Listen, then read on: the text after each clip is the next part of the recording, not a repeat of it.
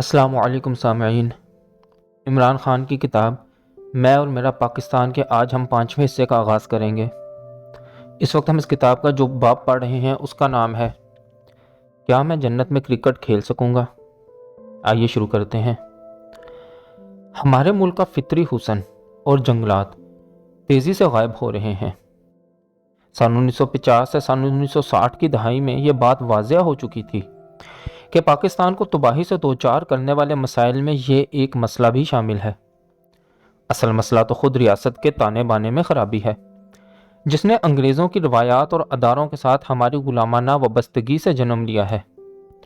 بجائے اس کے کہ ہماری اشرافیہ نو آبادیاتی غلامی کا توق اتار پھینکتی، الٹا انہوں نے اسے اور مضبوطی سے اپنے ساتھ چمٹا لیا کہ جس قدر کوئی پاکستانی انگریزوں کی نکالی کرے گا اسی قدر اس کی سماجی حیثیت میں اضافہ ہوتا جائے گا۔ پاکستانیوں نے انگریز بننے کی روش اختیار کی۔ ہوٹلوں کے بیروں سمیت ہر کوئی انگریزی بولنے لگا۔ انگریزی سوٹ وہ پہننے لگے، ہم بچے انگریزی فلمیں دیکھا کرتے۔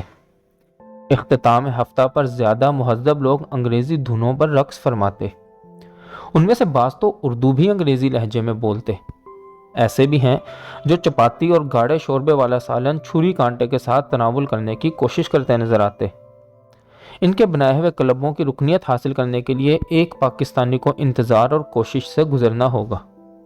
بالکل برعکس، ایک گورا جب چاہے دروازہ کھول کر اندر داخل ہو جائے۔ ویٹر اس سے پوچھنے کی جرات نہ کرے گا کہ وہ ممبر بھی ہے یا نہیں۔ کراچی کے سندھ کلب میں جو اپنے آپ سے متنفر کالے صاحبوں کی پسندیدہ آماج گاہ ہے، پاکستانی ثقافت سے وابستہ کسی چیز کو گوارا نہیں کیا جاتا۔ سن 1871 میں یہ کلب انگریزوں نے تعمیر کیا تھا۔ سن 1974 تک اس میں شلوار قمیض پہن کر داخل ہونے کی اجازت نہ تھی۔ فوجی اور سول افسروں کی اکثریت پر مشتمل مختصر سی اشرافیہ نے مقامی باشندوں سے کراہت ورثے میں پائی۔ اقبال ایسے مفکرین سے رہنمائی حاصل کرنے کی بجائے استعماری انداز میں وہ لوگوں پر حکم چلانے کی کوشش کرتے رہے۔ استعماری عہد کے تمام ادارے جوں کے توں رہے۔ عام پاکستانی کے لیے فرق صرف یہ واقعہ ہوا کہ انگریز کی جگہ کالے صاحب نے لے لی۔ بعض اوقات ان کا رویہ غیر ملکیوں سے بھی بدتر ہوتا۔ جب غلام آقا ہو جائے تو وہ اپنے ہم نفسوں کے ساتھ اور بھی برا سلوک کرتا ہے۔ بہت سے افسر انگلش میڈیم سکولوں سے آتے ہیں جو برطانیہ نے بنائے تھے، انگلینڈ کے پبلک سکولوں کی طرز پر۔ 1948 میں میرے والد امپیریل کالج لندن سے اعلیٰ تعلیم کے بعد واپس آئے۔ اپنے علاقے میں وہ دوسرے شخص تھے جنہیں لندن ریٹرن کا مقام حاصل تھا۔ ریلوے اسٹیشن پر پورے کا پورا قصبہ ان کا استقبال کرنے امنڈ آیا۔ ایسے لوگوں کا سماجی مرتبہ دفتن بلند ہو جاتا ہے۔ ان کی شادیاں زیادہ بارسوخ گھرانوں میں ممکن ہو جاتی۔ پاکستان اور اس سے زیادہ بھارت میں اب بھی شادی کے لیے گورے رنگ کو ترجیح دی جاتی ہے۔ بھارت میں تو شادی کے لیے دیے جانے والے اشتہارات میں گاہے اس امر کا اعلان بھی کیا جاتا ہے۔ کتنے زمانے اس طرح گزرے کہ بھارت بیرون ملک سے در آنے والوں کی شکار گاہ رہا۔ شمال مغرب سے آنے والے فاتحین اکثر سرخ و سفید ہوتے، لہذا برصغیر کی ذہنیت میں جسمانی رنگ کی فوقیت کا احساس بہت گہرا ہے۔ زمان پارک میں لندن ریٹرن فوراً ہی VIP بن جاتا۔ جب بھی میرا کوئی کزن برطانیہ سے حصول تعلیم کے بعد وطن واپس آتا، ہم سوالات کے انبار لے کر اس کے پاس جا پہنچتے کہ وہاں زندگی کیسے بسر ہوتی ہے۔ مغرب سے محض ان کی شناسائی ہی ان کا سماجی مرتبہ بلند کرنے کے لیے کافی تھی۔ برے صغیر پہ اپنی حکمرانی کے ایام میں انگریزوں نے بڑی منصوبہ بندی کے ساتھ مقامیوں کے ذہنوں میں احساس کمتری کا کاشت کیا۔ بیروں اور خانساموں کو مغل فوج کے جنرلوں اور شہزادوں کے سے ملبوسات پہنائے جاتے۔ فوج اور پولیس کے افسر برطانیہ میں رائج لباس زیب تن کرتے۔ 16ویں صدی کے وقت سے ابتدا کرنے والے مغل اقتدار کا زوال 17ویں صدی سے شروع ہوا۔ 16ویں صدی میں جو ایسٹ انڈیا کمپنی کے بروئے کار آنے کا زمانہ ہے، مغل سلطنت پورے جاہو جلال کے ساتھ کار فرما تھی۔ ہندوستان کے بیشتر علاقوں پر انہیں حق حکمرانی تو حاصل تھا ہی، مغل بادشاہ کو دنیاوی نہیں بلکہ کسی حد تک روحانی طور پر بھی برتر مانا جاتا۔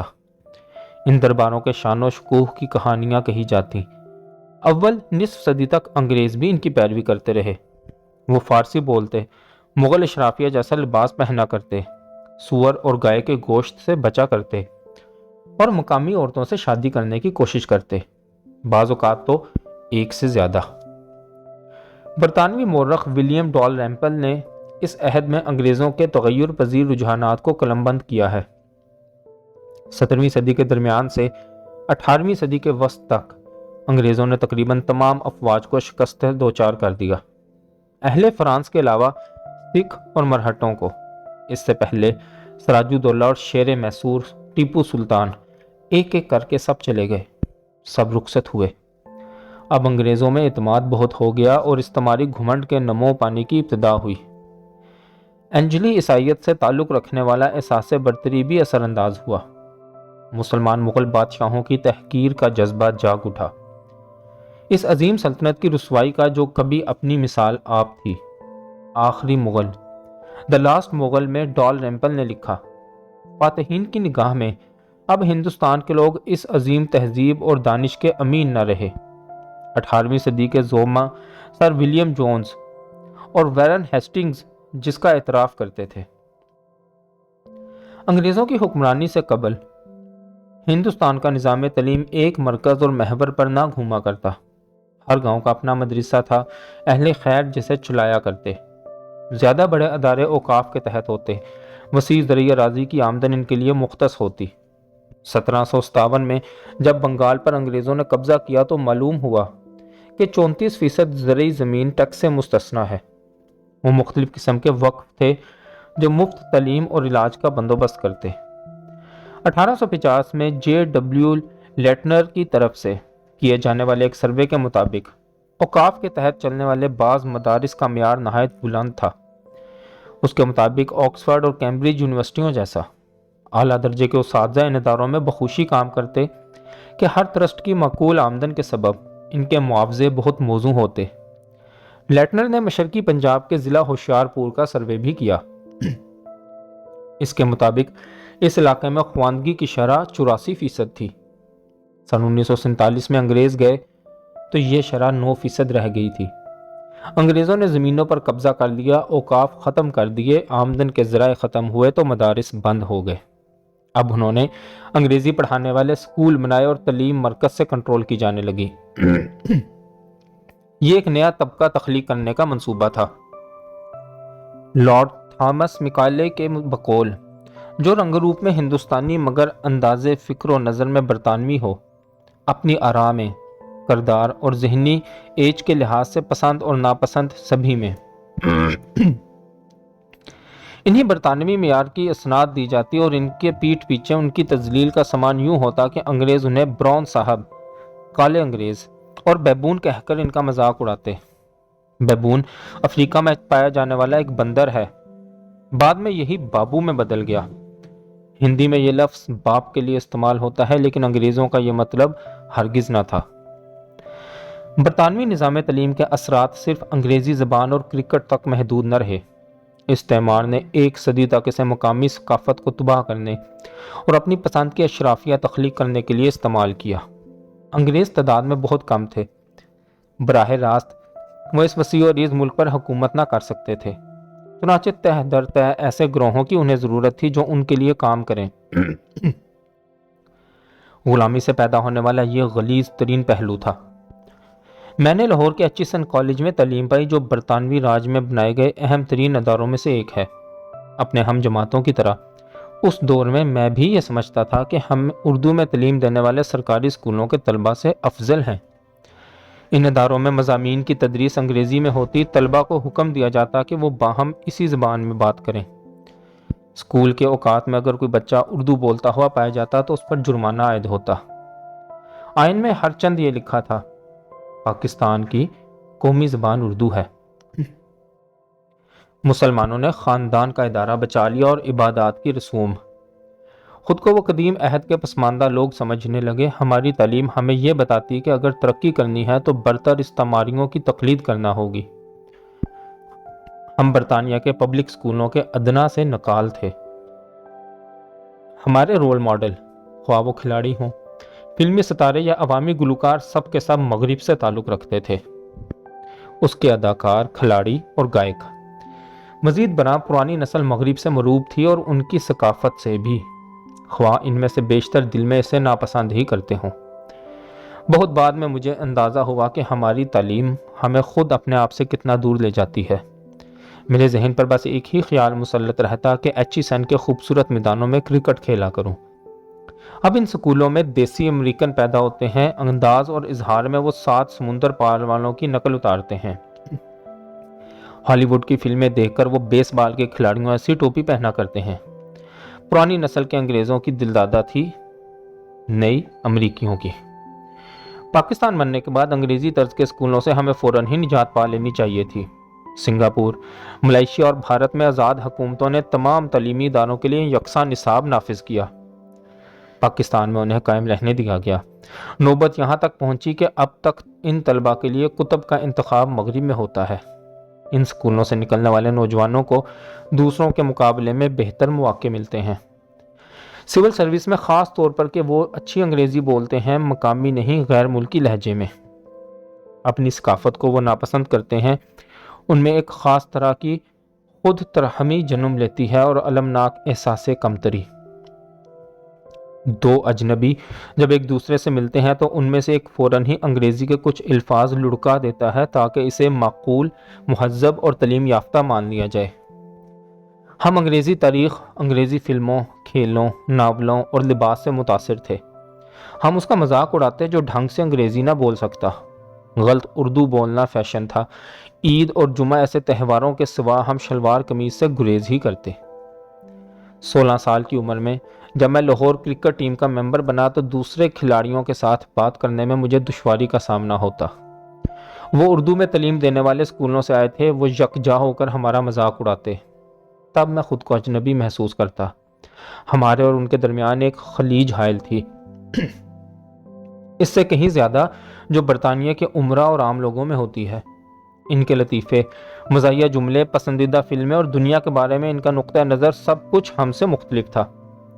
تب مجھے احساس ہونے لگا کہ یہ تو دو الگ طبقات ہیں اور باہم ان کی ناپسندیدگی کیسے خطرناک نتائج کو جنم دے سکتی ہے۔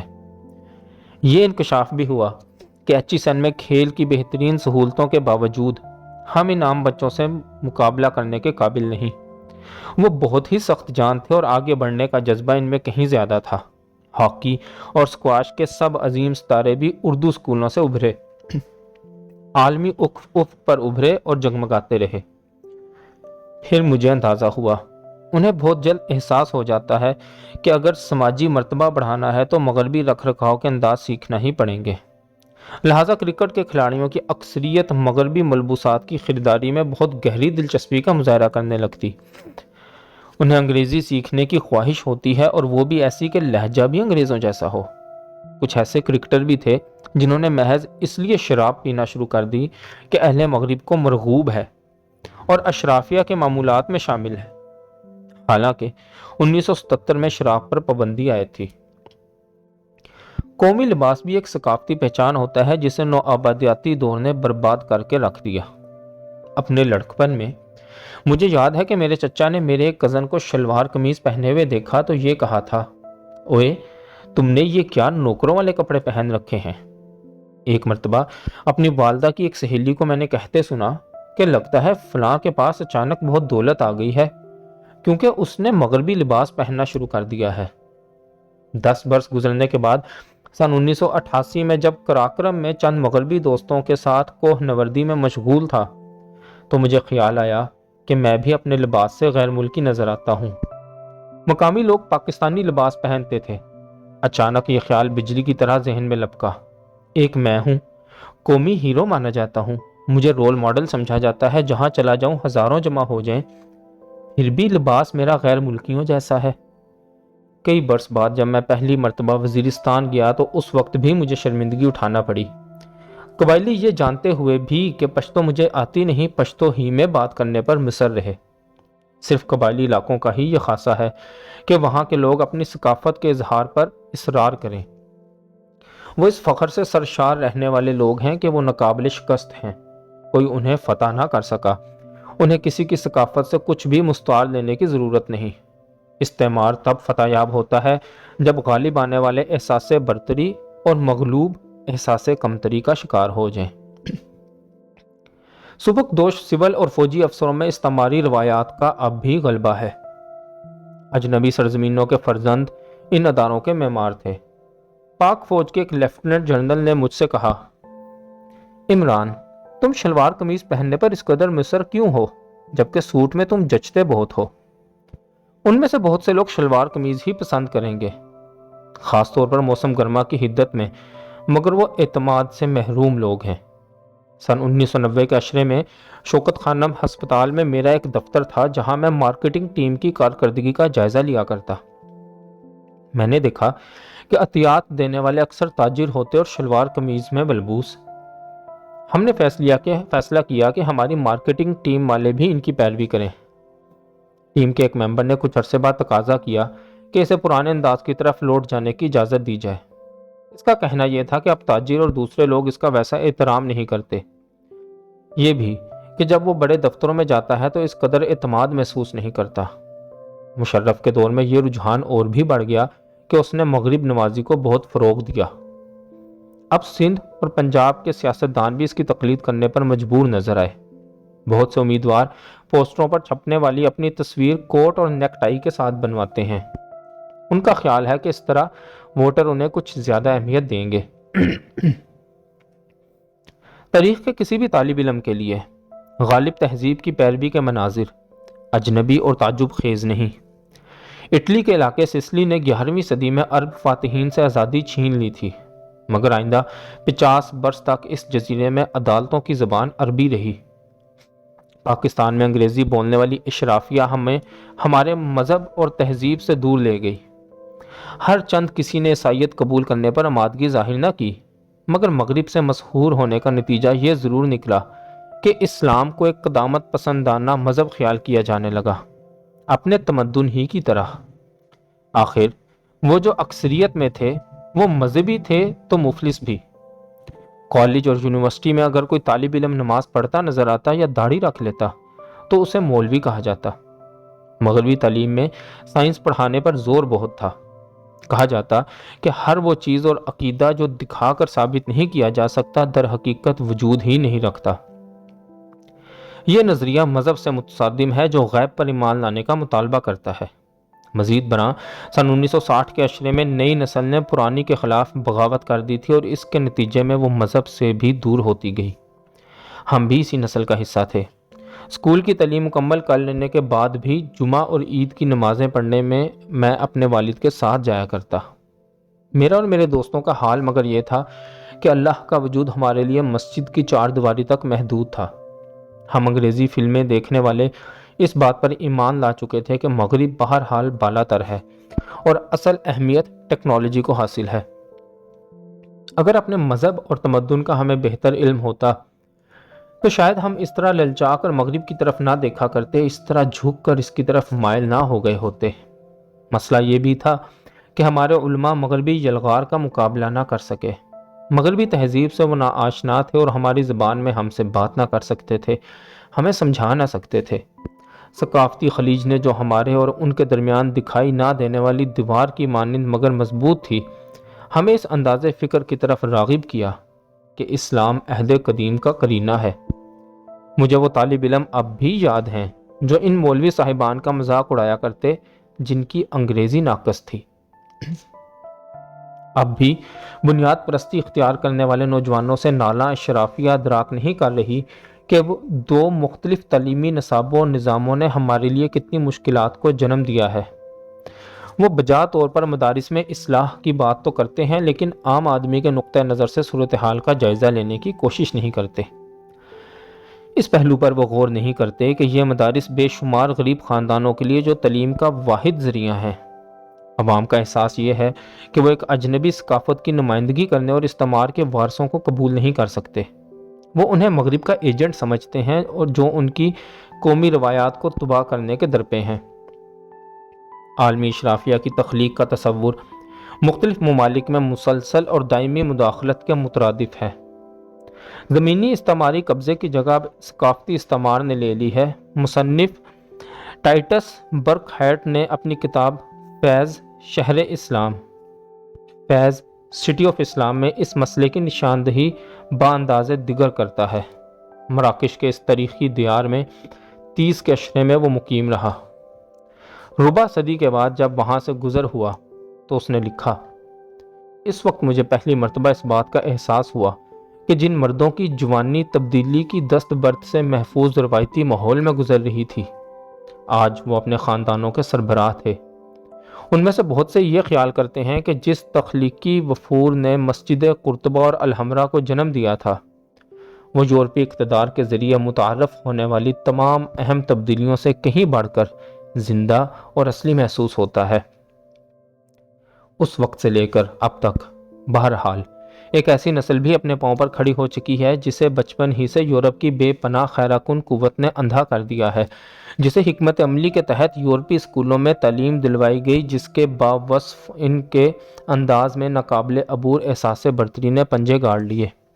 اب وراثت میں منتقل ہونے والی روایتی زندگی پر جو اپنی تمام تر تنگ دامانی کے باوجود اپنے اندر دائمی اطمینان کا خزانہ سموئے تھی، جدید یورپی طرز حیات جو واضح طور پر غالب ہے، جس کا مطمع نظر فقط مادی برتری کا حصول ہے، ہر اس چیز کی تذلیل جس کے ساتھ تقدیس وابستہ ہو، پھر ان دونوں میں ہم آہنگی کیسے ممکن ہے؟ یہ شاندار لوگ جن کا میں ذکر کر رہا ہوں اور جو اب موت کی جانب رواں ہیں، انہیں باہر سے مغلوب کر لیا گیا مگر اندر سے وہ آزاد ہی رہے۔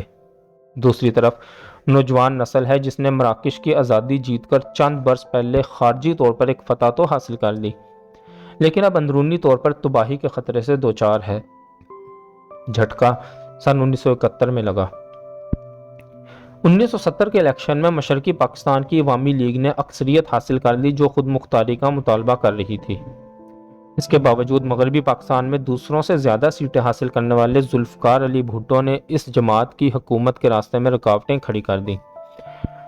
فوجی حکمران یحییٰ خان کی مدد سے مشرقی پاکستان میں بغاوت کی لہر اٹھی کہ مغربی پاکستان ان کا حق تسلیم کرنے سے انکار کرتا ہے۔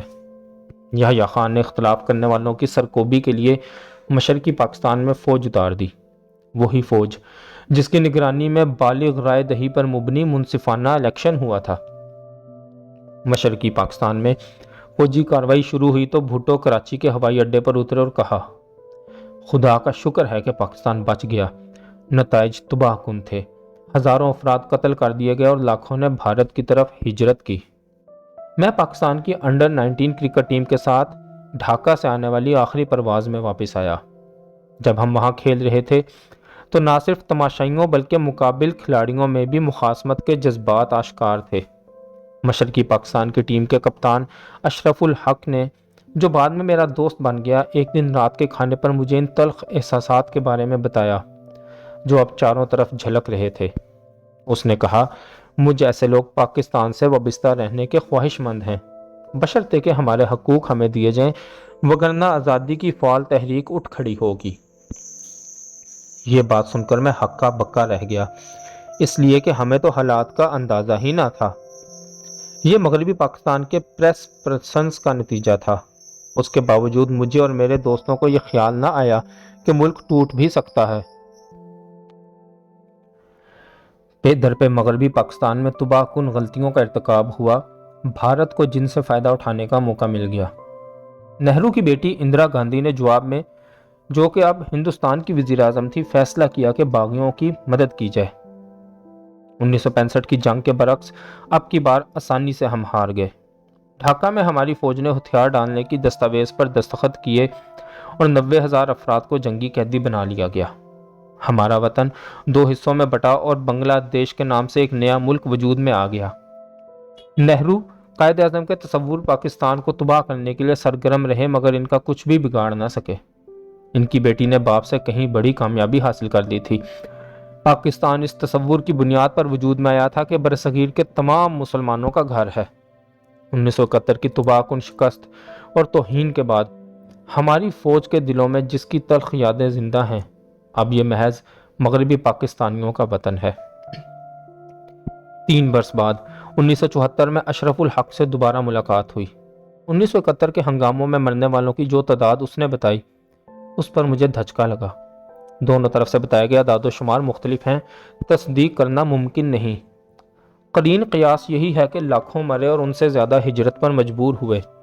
اب تک برطانیہ اور بھارت کے لوگوں سے میں بحث کرتا آیا تھا کہ یہ سب پروپیگنڈا ہے پاکستان اور اس کی فوج کے خلاف۔ اشرف الحق کی باتیں سننے کے بعد میں نے محسوس کیا کہ سرکاری پروپیگنڈے پر کبھی اعتبار نہ کرنا چاہیے اور اپنے ہی لوگوں کے خلاف فوجی کارروائی کی حمایت سے ہمیشہ بچنا چاہیے۔ کرکٹ کی زندگی کا آغاز تھا۔ 1971 کے موسم گرما میں انگلینڈ کے خلاف پاکستان کی طرف سے میں نے پہلا میچ کھیلا۔ سینسر زدہ اخبارات اور سرکاری ٹی وی سے دور پہلی بار عالمی پریس تک رسائی ہوئی۔ ایک طرف پاکستانی فوج کے ہتھیار ڈالنے کا منظر، دوسری طرف ہم سے منسوب قتل عام، بے پناہ صدمہ تھا۔ افواج اور حکومت ہمیں بتاتے رہے کہ آخری سانس تک وہ لڑیں گے۔ شکست سے 24 گھنٹے قبل میرے قبیلے کے جنرل نیازی نے بی بی سی کو انٹرویو دیا کہ آخری آدمی تک وہ مقابلہ کریں گے۔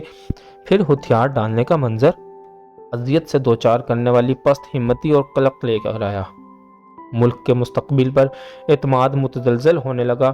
دوسروں کی طرح میں نے بھی سرکاری پروپیگنڈے پر یقین کر لیا تھا کہ مقابل جنگجو، دہشت گرد اور بھارت کی پشت پناہی سے بروئے کار آنے والے باغی ہیں۔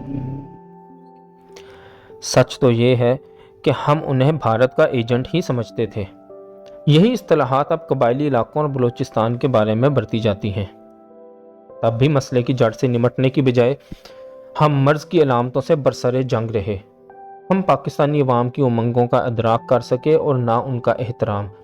اس دکھ سے کئی سال مجھے گزرنا پڑا کہ غیر ملکی میرے وطن کے بارے میں کس طرح سوچتے اور کیا رائے وہ رکھتے ہیں۔ گھر سے بہت دور میں ایک ڈرونے خواب سے جاگ اٹھا تھا، اکیلا، یکسر تنہا اور غیر محفوظ۔ زندگی میں پہلی بار لوگوں کا سامنا کرنے میں دشواری تھی۔ میچ ختم ہونے کے بعد میں وہیں رکا رہا کہ گرامر سکول میں اپنی تعلیم مکمل کروں۔ مقامی لوگوں میں کوئی دوست بنانا مشکل نظر آیا، تقریباً ناممکن ہی۔ البتہ رشتے کے بھائیوں اور سکول کے بعض ساتھیوں سے تعلق گہرا تھا۔ کسی بھی وقت ایک دوسرے کے گھروں میں ہم جا پہنچتے۔ تعلقات گہرے اور سچے تھے، چنانچہ ہر طرح کے حسد اور تلخی سے محفوظ۔ مشکل مگر یہ تھی کہ زیادہ وقت اجنبیوں میں گزرتا۔ ان کے انداز مختلف، جینے کا ڈھنگ اور میں ایک مربوط خاندان میں پلا تھا جس میں سب ایک دوسرے سے بہت قریب ہوتے ہیں۔ انگلینڈ میں ایسی کوئی پائیدار دوستی تب قائم نہ ہو سکی جیسی کہ پاکستان میں تھی۔ ماہوں سال گزرنے کے بعد اگرچہ معاملہ کافی بدل گیا۔ سن 1972 میں اے لیول کی تکمیل کے بعد میں آکسفورڈ یونیورسٹی میں جا داخل ہوا۔ یہ ایک نئی دنیا تھی، ایک دھماکہ خیز مرحلہ۔ جس انگریز کلچر سے ہم واقف تھے، اپنے بزرگوں کی سنائی ہوئی داستانوں، انگریزی پڑھانے والے اساتذہ، دوستوں کے مشاہدات، کتابوں اور کہانیوں کے ذریعے وہ اب تحلیل ہونے لگا۔ ایک ہمہ گیر بغاوت نے اس کی جگہ لے لی تھی۔ جنس زدگی، منشیات اور راک اینڈ رول۔ ملکہ وکٹوریہ کے عہد سے برطانوی معاشرے میں جس اخلاقیات کا چرچا اور لگن تھی، ہماری پہلی نسل میں جس کا ذکر رہا کرتا، نہایت تیزی کے ساتھ وہ مٹتی جا رہی تھیں اور اب انہیں منافقت قرار دیا جاتا۔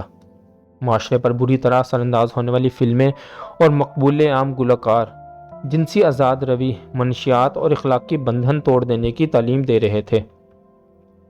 قسم کھانا فیشن بن گیا اور پارسائی اور شرم و حیا کو دقیانوسی خیال کیا جانے لگا۔ سب سے بڑا حملہ وجود باری تعالیٰ اور مذہب پر تھا۔ پاکستان کا انگریزی خواں طبقہ مذہب کو قدامت پسندی قرار دیتا، برسر عام، مگر اس طرح کے حملے کی جرأت اس میں کبھی نہ ہو سکی۔ ان میں سے اکثر مذہبی رسوم بجا لاتے اور خود کو مذہبی ہی سمجھتے۔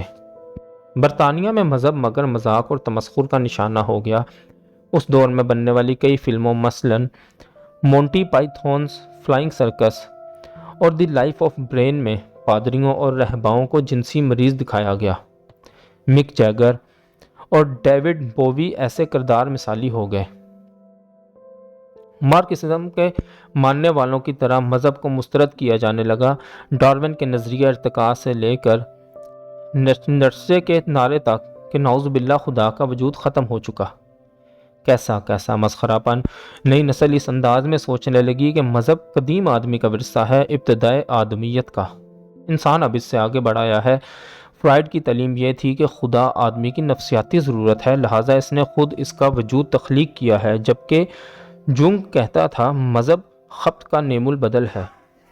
یونیورسٹی میں روحانیت کا اگر وجود تھا تو ہپی لوگوں کی صورت میں، لیکن ان کے ساتھ مشکل یہ تھی کہ نشے میں دھت رہتے اور ان کی زندگی آزادانہ جنسی اختلاط سے عبارت تھی۔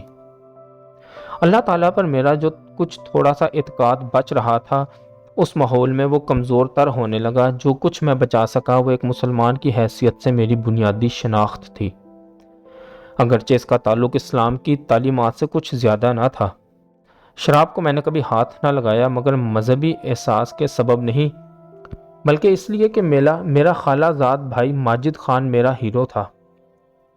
وہ ان چیزوں سے یکسر گریز کیا کرتا اور میں اس جیسا بن جانے کا آرزو مند تھا۔ اس دور میں میرا عقیدہ کیا تھا، کس طرح میں اسے بیان کروں؟ بس یہ کہہ سکتا ہوں کہ میں نہ تو کسی چیز کو قبول کرتا اور نہ کسی کو مسترد۔ میرا اسلام اتنا ہی تھا کہ کبھی کبھار مسجد چلا جایا کرتا، اور وہ بھی لاہور میں۔ روزے بھی میں لاہور ہی میں رکھا کرتا۔ مسجد کے باہر میری زندگی سے بار تعالیٰ کا کوئی تعلق باقی نہ رہا تھا۔ میری ماں بہت پریشان ہوئی، روحانیت ان کے شب و روز اور رگ رگ میں تھی۔ وہ مجھے قرآن کریم پڑھنے کی تلقین کرتی کہ اسے سمجھ پاؤں اور رہنمائی حاصل کروں۔ ان سے میری محبت مجھے آمادہ کرتی، کوشش میں کرتا لیکن پھر کنارہ کش ہو جاتا۔ بہت بعد میں مجھے اندازہ ہوا کہ میرے اس طرز عمل کا سبب کیا تھا۔ آکسفورڈ میں سرما کا پہلا موسم عذاب بن کر اترا، سیاہ، سرد اور نم۔ ویران موسم میرے دل میں لاہور کی یادوں کا ہجوم لے کر آتا۔ ساری دنیا میں لاہور کے گلابی جاڑوں سے زیادہ مہربان موسم کوئی نہیں۔ سورج کی سنہری کرنوں سے دمکتے دن اور سرد راتیں۔ جب آپ آتش دان کے سامنے آسودہ ہو جاتے ہیں، اپنی ماں کو میں کبھی نہ بتاتا کہ میں ناخوش و بیزار ہوں۔ ایک لفظ بھی اس بارے میں لکھا نہ تھا۔ ایک خط کو پڑھتے ہوئے اس کے دل نے مگر نہ جانے کیسے جان لیا۔ ممتا کی اسماری نے مجھے لکھا، فوراً گھر لوٹ آؤ۔ ان کے پیار کی شدت نے یہ کہنے پر انہیں مجبور کر دیا، لوٹ آؤ، اپنی تعلیم بعد میں مکمل کر لینا، اور اگر نہ چاہو تو مت پڑھنا، ایسا بھی یہ ضروری نہیں۔ اس محبت نے میرا ہاتھ تھام لیا، مجھے حوصلہ عطا کیا اور وہ احساس تحفظ دیا کہ میں ایک بھرپور زندگی جی سکا۔ ان کی الفت نے، اپنے فرزند پر ان کے کامل بھروسے نے مجھے عزت نفس کا شعور بخشا، جو کامیاب زندگی کا لازمہ ہے۔ ان انگریز طلبہ کے مقابلے میں کس قدر میں خوش قسمت تھا جو دباؤ کا شکار رہتے کہ جلد از جلد تعلیم مکمل کرنے کے بعد فوراً ہی ملازمت تلاش کریں۔ ان میں سے اکثر پہلے ہی والدین کے گھر چھوڑ آئے تھے۔ ہم پاکستانیوں کے لیے تو یہ تصور ہی اذیت ناک ہوتا۔ ہمارے رشتے اور طرح کے ہیں، کوئی اپنے بیٹے کو گھر سے کیسے نکال سکتا ہے؟ کوئی بیٹا اپنے والدین سے جدا کیسے ہو؟ بڑھاپے میں اسے ان کی نگہداشت کرنا ہے، یہ ایک روحانی عمل ہے، محض اخلاقی فریضہ نہیں۔ شاید یہ کوئی اتفاق نہیں کہ آکسفورڈ میں میرا بہترین دوست ایک ہندوستانی تھا، وکرم مہتا۔ میری طرح وہ بھی ایک قدامت پسند خاندان سے تعلق رکھتا تھا۔ میری طرح اس نے ایک انگریزی اسکول میں تعلیم پائی تھی۔ ہم 3 آدمی قریب آ گئے، وزیر اعظم ذوالفقار علی بھٹو کی بیٹی بے نظیر بھٹو، میں اور وکرم۔ صرف اس لیے نہیں کہ ہمارا ایک ہی پس منظر تھا، بلکہ اس لیے بھی کہ ہمارے مضامین بھی ایک تھے۔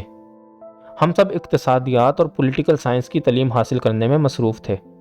ہر اتوار کو لیڈی مارگریٹ ہال میں ہم بے نظیر سے ملنے جایا کرتے۔ سپہر کو دوسرے لوگ بھی اس سے ملنے آتے اور ضیافت اڑایا کرتے۔ وہ انہیں پنیر اور سینڈوچ پیش کرتی۔ بے نظیر تب بھی ویسے ہی خواب دیکھا کرتی جیسے کہ بعد کے ادوار میں۔ وہ یونیورسٹی یونین کی صدارت حاصل کرنے کے عزم سے سرشار تھی۔ ہم دونوں، مجھے اور وکرم کو اس الیکشن سے کوئی دلچسپی ہرگز نہ تھی، مگر ہم بے نظیر کی تائید ہی کرتے۔ میرے ساتھ آکسفورڈ کی کرکٹ ٹیم میں شامل ایک دوست ڈیوڈ فرسن ٹونی بلیئر کے ساتھ ایک ہی فلیٹ میں رہا کرتا، جو بعد میں برطانیہ کے وزیر اعظم بنے۔ مدتوں بعد اسلام آباد کی ایک سفارتی تقریب میں ٹونی بلیئر نے مجھ سے کہا، جناب، تب آپ کو ہماری کوئی پرواہ ہی نہ تھی۔ یونیورسٹی میں تعلیم کی تکمیل کے بعد سرما کا موسم لاہور اور گرما کے دن میں برطانیہ میں گزارا کرتا، جہاں میں سارا وقت کرکٹ کھیلنے میں صرف کرتا۔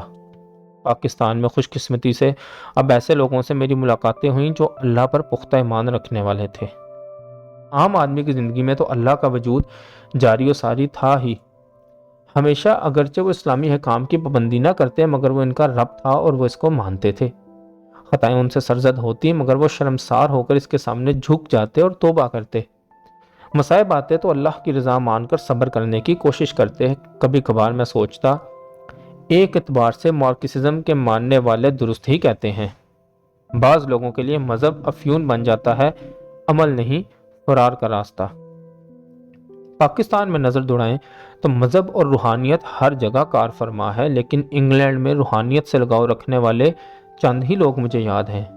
ان میں سے ایک تو اینڈریو ونگ فیلڈ ڈگبی، جو آکسفورڈ کی ٹیم میں میرے ساتھ تھا اور بعد میں پادری بن گیا تھا، اور برطانوی کرکٹ ٹیم کا وکٹ کیپر ایلن ناٹ۔ ایک واقعہ ایسا پیش آیا کہ ہمیشہ مجھے یاد رہے گا۔ سن 1978 میں ایلن ناٹ میں بھی کیری پیکر کی اس عالمی 11 کا حصہ تھا، میں بھی جس میں شامل رہا۔ ایک میچ کے بعد ہم اس سوال پر بحث کرتے رہے کہ انعامی رقم کس طرح بانٹی جائے، کھیلنے والے 12 کھلاڑیوں میں برابر برابر، یا ان 6 عدد ساتھیوں کو بھی شریک کر لیا جائے جو اس روز شامل نہ ہوئے کہ کہیں اور کھیل رہے تھے، اگرچہ ٹیم کا حصہ تو تھے۔ کچھ دیر کی بحث کے بعد ہم نے طے کر لیا کہ یہ صرف ان کا حق ہے جو سخت مقابلے میں شریک تھے۔ ناٹ کو اس پر بہت صدمہ ہوا۔ اس نے کہا یہ تو لالچ ہے، نرا لالچ، آخر وہ ہمارے ساتھی ہیں، ہم ان کے ساتھ سرئی ناانصافی کے مرتکب ہیں۔ اس کا رویہ ایسا مضبوط تھا، اتنی اس کی عزت تھی کہ ہم سب شرمندہ ہوئے اور انعام کی رقم میں اپنے ان ساتھیوں کو شریک کر لیا جنہیں ابھی کچھ دیر پہلے ہم بھلا دینے پر تلے تھے۔ برطانیہ میں جب میں اپنی زندگی سنوارنے اور ترتیب دینے کی کوشش میں لگا تھا تو میرا وطن بھی تبدیلی کے عمل سے دوچار تھا۔ ذوالفقار علی بھٹو اگرچہ خود بھی مشرقی پاکستان کی علیحدگی کے لیے ایک حد تک قصوروار تھے، لیکن اب وہ اقتدار میں تھے۔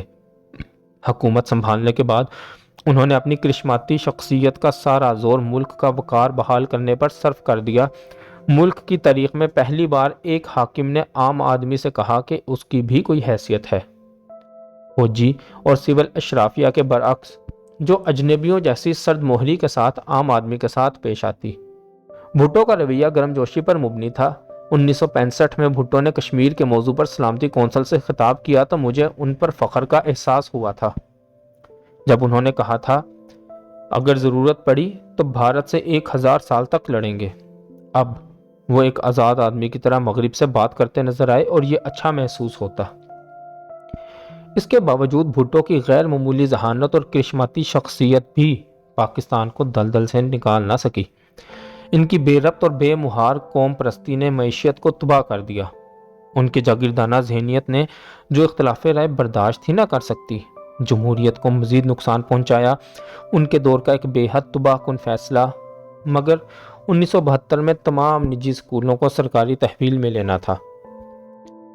آخرکار تو یہ آشکار ہو گیا کہ جناب بھٹو اس ملک گیر جماعت پاکستان پیپلز پارٹی کو محض اپنی ذات کے لیے استعمال کر رہے تھے۔ عوام کو اختیار سونپ دینے کا وعدہ وہ بھول چکے تھے۔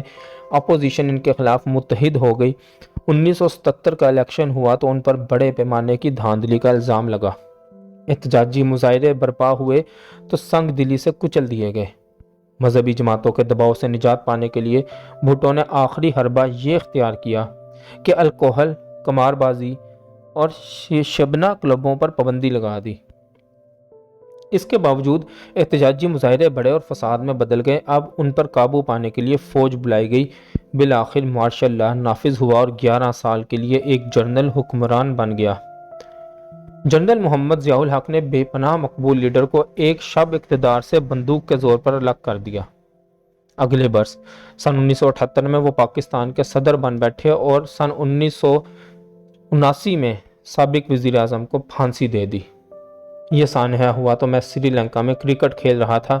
صدمہ ہوا، بے حد شدید صدمہ۔ غلطیاں انہوں نے بہت کی تھیں مگر پھانسی ناقابل قبول۔ مزید بحران ابھی باقی تھے۔ سن 1979 کا سال بعض اعتبار سے تاریخ ساز تھا۔ مغرب زدہ رضا شاہ پہلوی کو خمینی کے اسلامی انقلاب نے چلتا کیا۔ اس برس کے آخری دن تھے کہ روسی افواج افغانستان میں داخل ہوئیں۔